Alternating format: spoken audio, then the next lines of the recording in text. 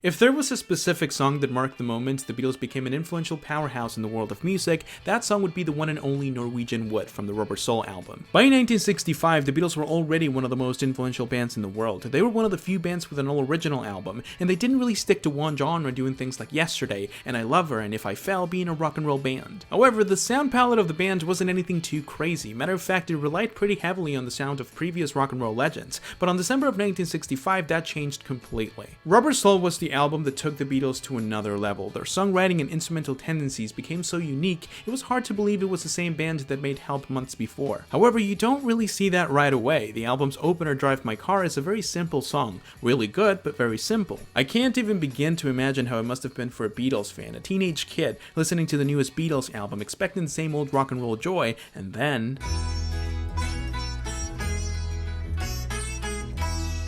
There's a combination of surprises here. The most obvious one is George Harrison's sitar, but as the song goes on, you realize there's more. The lyrics tell a story that's a lot more taboo than one would expect from a Beatles song at that point. John approaches songwriting with a focus on storytelling that resembles, or imitates perhaps is a better word, the work of Bob Dylan. Instead of harmonizing, Paul simply accentuates John's vocals, and overall, the song carries an acoustic tune that was not exactly common for the band in those years. Of course, they didn't fully adopt this new identity as innovators until the next album, but Norwegian Wood is still the moment the Beatles became unpredictable, as well as the most prominent force in the world of art.